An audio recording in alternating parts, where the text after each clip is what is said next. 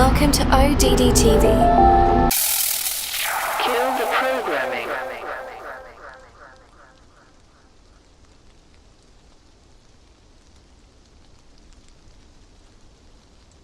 The Earth is officially classified as an oblate spheroid, meaning that it's bulging at the equator and it's flattened out at the poles. Here's a short clip with Neil deGrasse Tyson. So Earth, throughout its life, even when it formed, it was spinning, and it got a little wider at the equator than it does at the poles. So it's not actually a sphere, it's oblate, and officially it's an oblate spheroid. That's what we call it. But not only that, it's slightly wider below the equator than above the equator. A little chubbier. A little chubbier. Yeah. Chubby's a good way. It's like pear-shaped.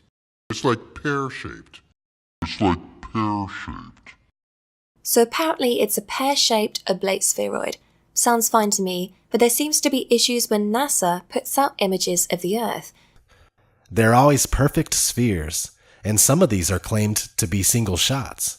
Not only that, but the images that NASA gives us are never really consistent. Here's 3 separate NASA images of the Earth, and North America is a different size on each one.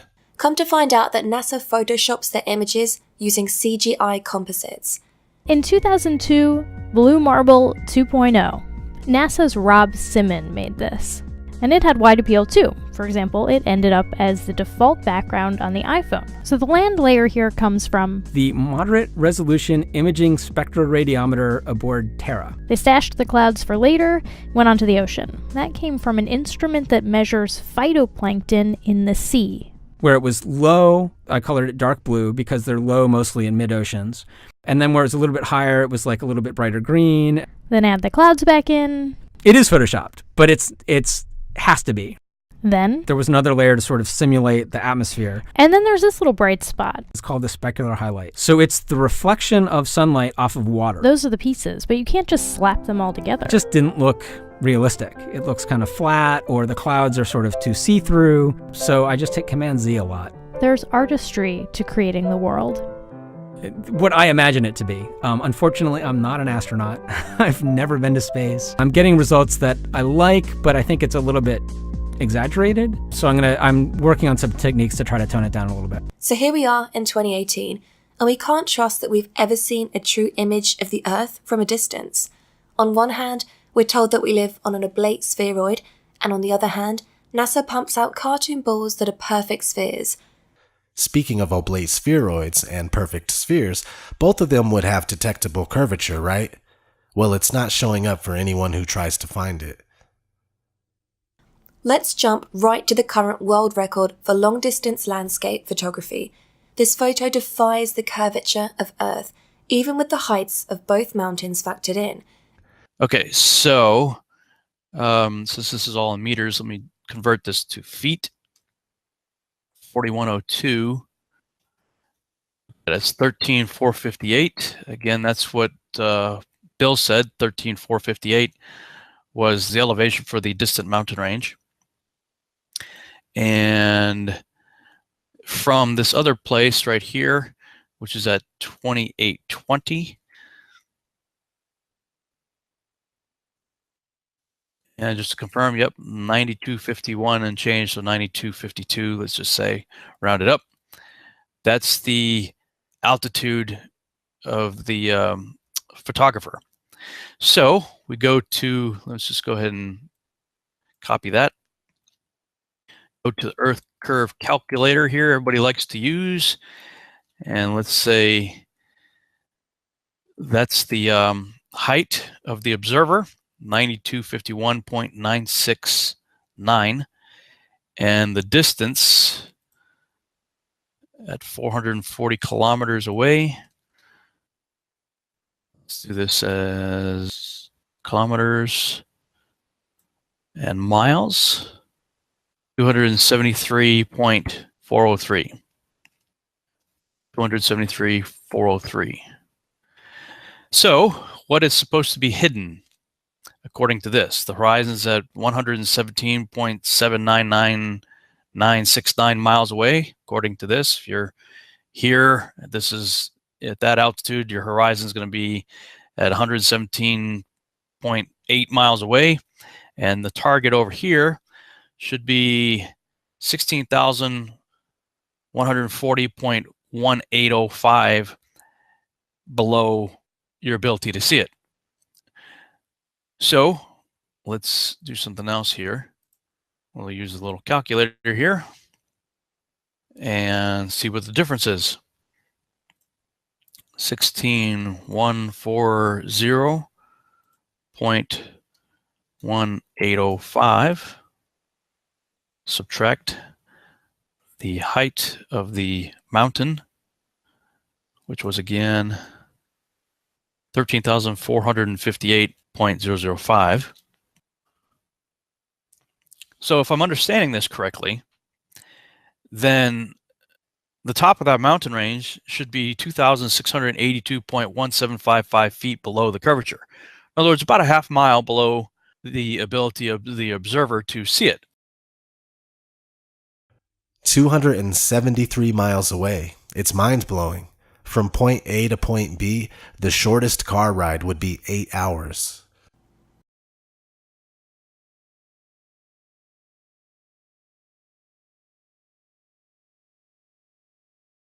Here is a picture of the Bolivian salt flats. This is over 4,000 square miles and is called the world's biggest mirror. This place is so flat that it defies the curvature of the Earth. There are many instances of people documenting the non-existence of curvature. These are just a couple of my favourites. Another way we know that curvature doesn't exist is because of amateur balloons. This one reached a height of 121,000 feet, and you'll notice that the horizon is at eye level. This is inconsistent with a sphere, as you would have to look down to see the horizon as you ascended.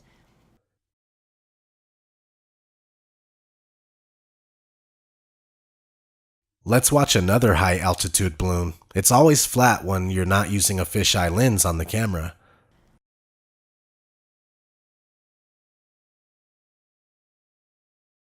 Cameras with fisheye lenses force a curve onto the image. This is why we saw curvature in the Felix Baumgartner Red Bull jump. It's a fisheye lens, because a normal lens would have shown a flat horizontal horizon like we saw in the video at 121,000 feet. See, Felix Baumgartner's jump was from 128,000 feet, so that's only a 7,000 foot difference. There wouldn't be that drastic of a curve change from no curve to a bunch of curve. See, and a fisheye just makes everything look round, so behind Felix Baumgartner, it's nothing but New Mexico. And I'm pretty sure half the Earth, or, 75% of the Earth isn't covered by New Mexico. So a popular belief that is constantly used as proof for the globe is boats disappearing behind the horizon. But this is actually just an optical illusion. Humans can only see so far. But with super zoom cameras like the Nikon P900, or even just a telescope or some binoculars, you can bring back ships and boats that have appeared to go over the supposed curve of the Earth.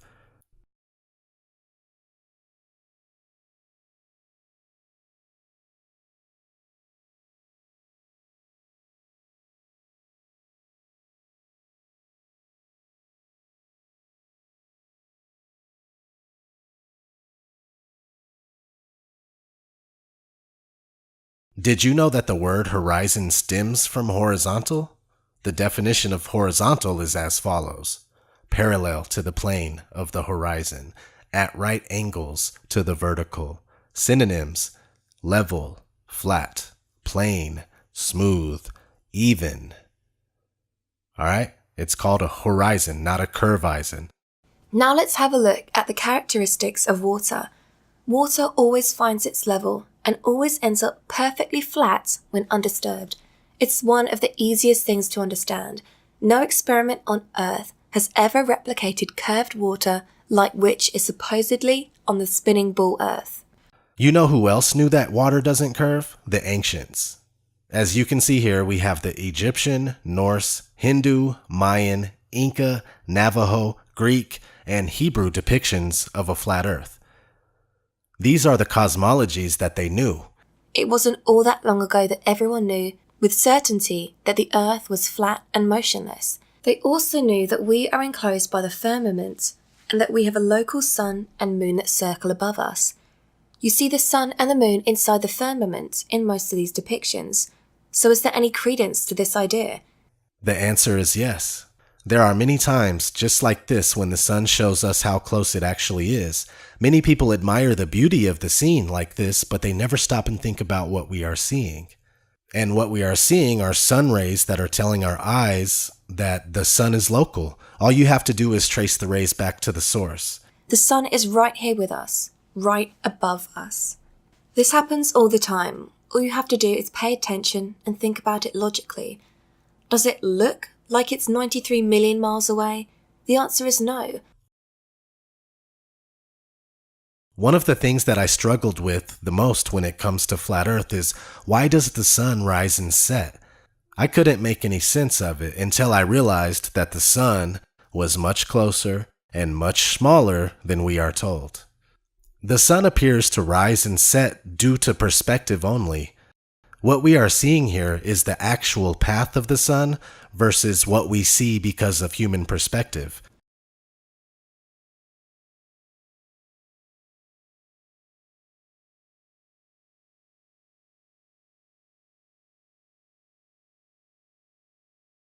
It seems as if it's rising and setting, but it's just coming and going. It's the sun as well as the moon that do the moving across the sky. The Earth is not moving whatsoever. Also, you see here that the sun does, in fact, shrink as it gets further away, but only if the atmospheric conditions are right. When it's really humid, the sun gets magnified. When it's dry out, you pretty much see the sun for its true size as it comes and goes.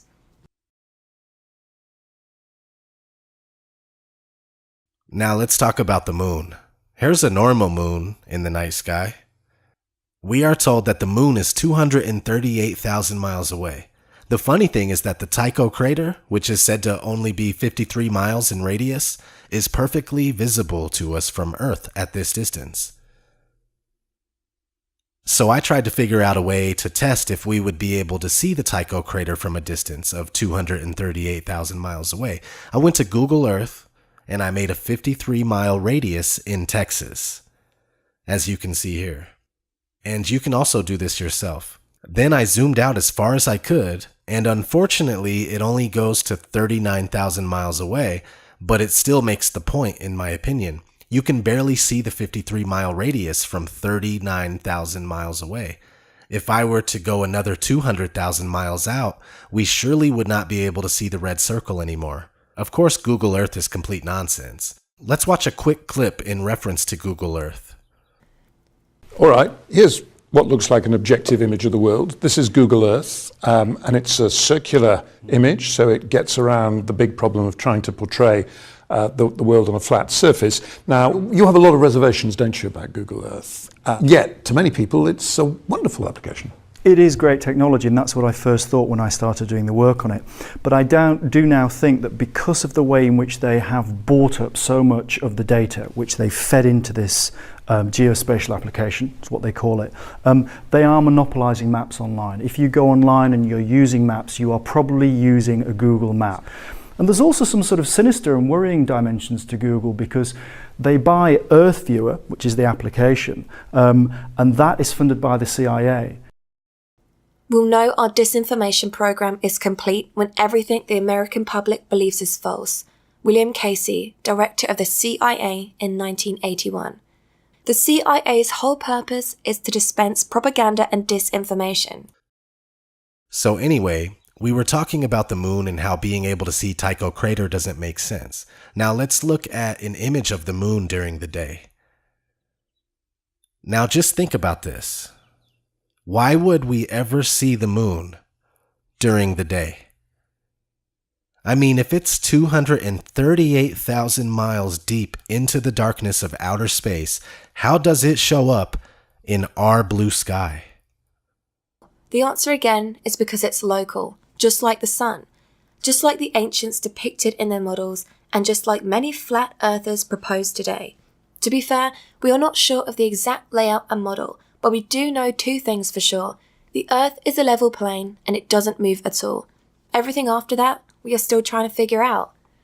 How do lunar eclipses work, you ask? Well, certainly not like we are told.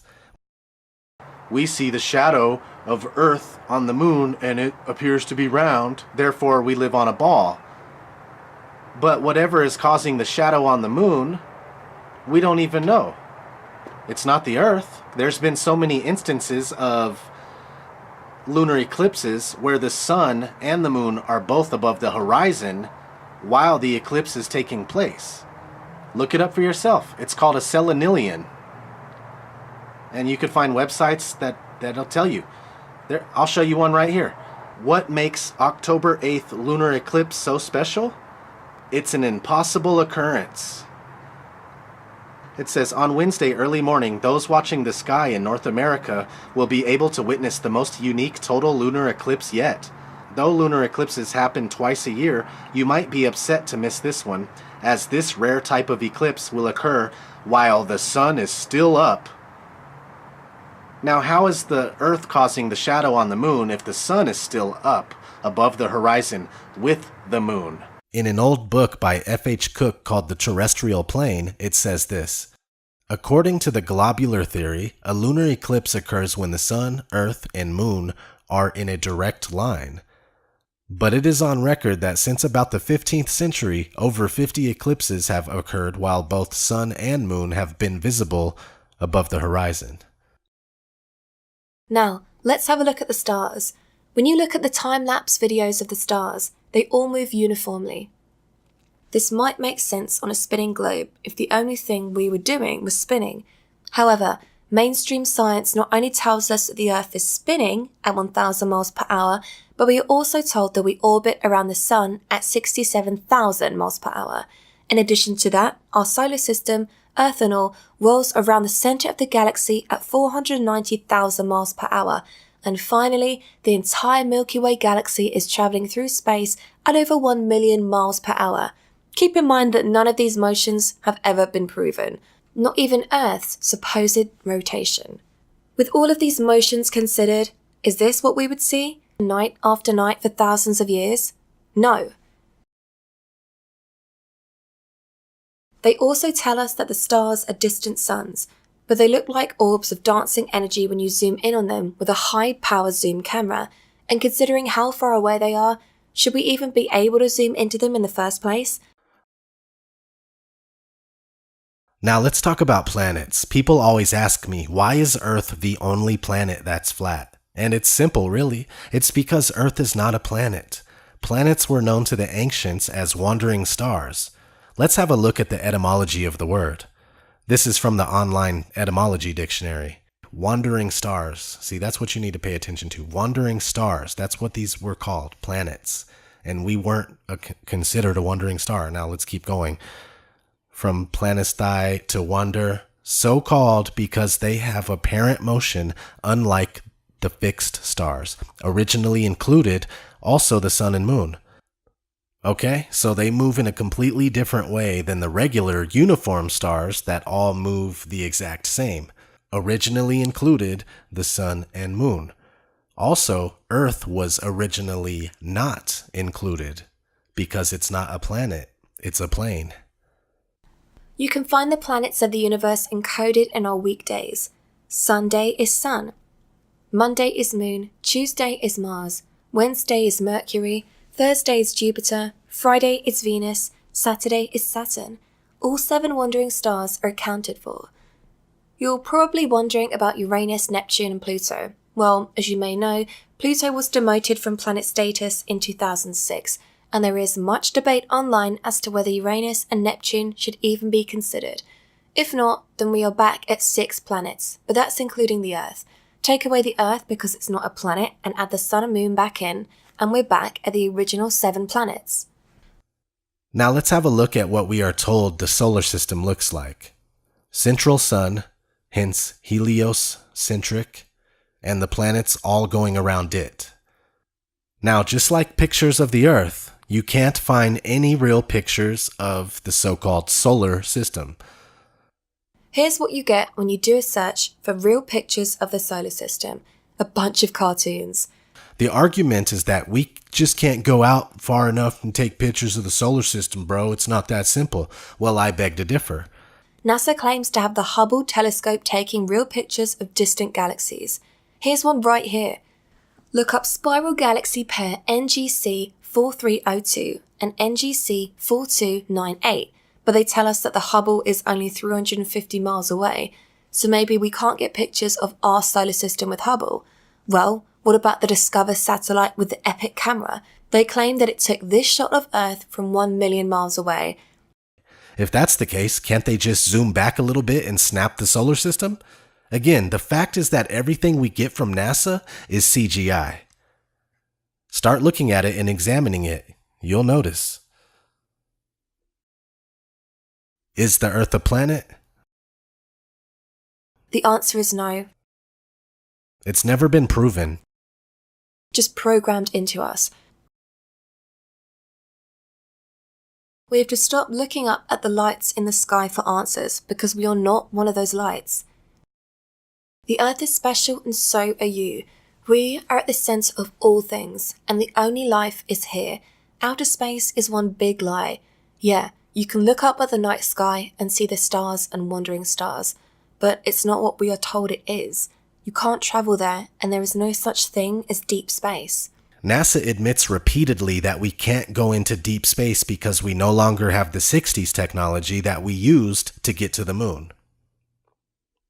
Right now, we only can fly in Earth orbit. That's the farthest that we can go. The kinds of technologies that we're testing out on Space Station are definitely helping us with our goals of going beyond low Earth orbit. Early in the next decade, a set of crewed flights will test and prove the systems required for exploration beyond low Earth orbit.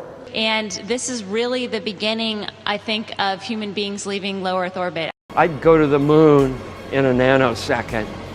The problem is we don't have the technology to do that anymore. We used to, but we destroyed that technology, and it's a painful process to build it back again. I haven't seen anything that indicates the telemetry data is even in existence, and as I said, even if we had it, we don't have the machines to play it back. Unfortunately, I'm afraid I can't really give you much of a clue as to where this data ended up and whether it still exists or not. See, can't go past low Earth orbit. That equals can't get past the barrier, also known as the dome or the firmament. If you look up how many people have been to space, here's what you get. Of the 536, 3 people completed only a suborbital flight. 533 people reached Earth orbit, 24 travelled beyond low Earth orbit, and 12 walked on the moon. So it seems that the Apollo mission was the only one to ever get to deep space. You would think that by now we'd have several bases on the moon and would have already been to Mars a few times. But no. And let me just say that we were discussing how the moon is local, so naturally you're probably wondering why we can't go. Well, the thing is that none of this stuff is what we are told it is. There are documented cases of being able to see stars through the moon. So this begs the question, is the moon even a physical object? It was also documented in the Royal Society of Philosophical Transactions from 1974. It says, an account of an appearance of light like a star seen lately in the dark part of the moon. You can download and read the whole PDF from the Royal Society website. This is why we have so many depictions of this throughout the world. But NASA and others maintain that the moon is a physical body that man can land on and visit. But only in the late 60s, early 70s. Let's get back to the Earth and how the spherical Earth paradigm is very new on the timeline of man. Again, here's a few of the cosmologies of the ancients. The people of today have been taught that many of these ancient cultures were primitive and stupid. The fact is, they were more in touch with reality back then. We are completely out of touch with reality, and it's by design. So, we have all those, and here we have a 1542 depiction with Earth in the centre, followed by the 7 planets of the universe, aka the wandering stars, and finally, the firmament. This is also called the crystalline heavens, the place of the fixed stars. This is around the time the Society of Jesus, or the Jesuits, were founded, in 1540. They are largely responsible for the spread of heliocentrism. Notice the sun in their logo. It's because they are sun worshippers and want nothing more than for all of humanity to also worship the sun. Here is what the Earth was depicted like thereafter. This was created by a Jesuit scholar in 1665. Yes, the heliocentric globe model of the world has always had its advocates, but these celebrated figures throughout history have almost all been easy to spot Freemasons, and I should note that Freemasonry is a form of Judaism. And the founder of the Jesuits, Ignatius of Loyola, was a crypto-Jew. A crypto-Jew is a Jew who converts to another religion and outwardly embraces the new religion, while secretly maintaining Jewish practices. While all these Freemasons and Jesuits were pushing the heliocentric model of the Earth, many people were saying, wait a minute, what's this about? The Earth is provably flat and motionless. You can find several well-written books with amazing insight on why the heliocentric theory is false and why the static plane is the truth, and these books kept coming well into the 1900s. We have Zetetic Astronomy from 1865, Is the Bible from Heaven? Is the Earth a Globe? from 1890, and that one was written by the guy who made the now famous Gleason's map, which is a flat Earth map. We have Zetetic Cosmogony from 1899, Terra Firma, Earth Not a Planet from 1901, and so on. If you go to the website archive.org, you can find all of these and many more to download for free. Here's a flat Earth map in Samuel Rowbotham's book Zetetic Astronomy. Here's Alexander Gleason's flat Earth map, one of the most popular to this day. Here's one from a flat Earth advocate named William Carpenter. You see that they all look very similar as far as layout of the land. We have the known countries and continents in the middle, surrounded by Antarctica, which is not a continent but a perimeter of ice. Now, we don't know for sure if this map is accurate, but I personally believe there is something to all of this. If you research Operation High Jump and Operation Deep Freeze, you'll see that a lot was going on in Antarctica during the 1940s and 50s. Admiral Richard E. Byrd was leading numerous expeditions there. Conveniently enough, in 1959, the Antarctic Treaty was established, just 1 year after NASA was created. And the treaty puts Antarctica off limits to normal people. You can only go if you and your reasons are approved by the proper authorities. Another way you may be able to go is on a guided tour. Why is it that the countries of the world are constantly at war with each other, but they will all adhere to the Antarctic Treaty without any issues? Well, that's because all the world is a stage. The said poles of the Earth, whether south or north, are surrounded by strangeness, while the Antarctic is out of bounds for the public. The North Pole is said to not have any land, just a floating ice sheet that expands and contracts from season to season. What's interesting is that the North Pole was often depicted with land in maps prior to the mid-1600s. I've found several maps with land at the North Pole, including the Mercator North Pole projection. Again, all of these maps are from before the mid-1600s, when all of the sudden, maps that no longer contained the Arctic land were being pumped out. I personally believe that there is still land at the North Pole. Why would they lie about all of this? Well, when you sit down and you really think about it, it's simple. The Big Bang, evolution, spinning ball Earth, chaotically darting through infinite space where eventually our sun will die out, creates the ultimate mind control. This set of beliefs leads to a mentality that nothing matters and everything, including you, are nothing more than an accident. This is far from the truth. You are very powerful, and the ruling class is scared of your potential. This is why people are required to take vaccines and suckered into taking flu shots. This is why they spray chemicals above our heads all day, every day. Chemtrails have several purposes, and some include slow kill of not only the populations, but the soil too, so we can't grow food in the future. All the food will have to come from corporations with employees that have to wear hazmat suits while applying the chemicals that you're going to eat. Nestle wants to own water. All of it. The CEO of Nestle called the idea that water is a human right extreme. And global warming? It's a fallacy. It's a trick put into place to make you think that the polar ice caps are melting and it's your fault. We are completely enslaved, programmed and brainwashed by the educational system and the mainstream media. constantly kept in fear and in debt, so you can never really stop and think about all of this. It's absolutely appalling, all the things they're doing to us. Research legal name fraud and crown copyright for proof that birth certificates are merely receipts and that we are unknowingly giving ourselves over to the rulers. Everything that's used against us is to keep us dumbed down and preoccupied so that we can never figure this out and make moves. It's time to wake up. Another reason for lying about the shape of the Earth and making it into a ball is because when you turn it into a ball, you can cut off any land you want and keep it hidden. For example, we will take this map, we will cut out a piece,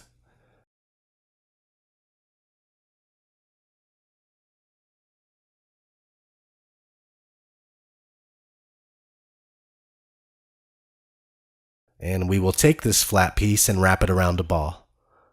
Now, this is where I tell you that this is all there is. You can only go to destinations that are on the globe because you now believe that's all there is. But we still have all the land that I cut off earlier. It's seriously that easy, and when you consider it, it really is a plausible reason to lie. Everything in this world seems to be nothing but lies, and if you're alive right now, you are living in a very exciting time where the truth is being unveiled. Did you know that the word apocalypse actually means to uncover or reveal? Since that's the case, we truly are living in apocalyptic times. This has been ODD TV. Thanks for watching. Thank you for watching ODD TV. Please explore more videos here on Odd Reality to learn more about the deceptions of the world. I wanna stand up and shout that the earth's flat, flat, flat, get over it. The earth's flat, flat, flat, get over it. Earth's flat, flat, flat, get over it. Get over it.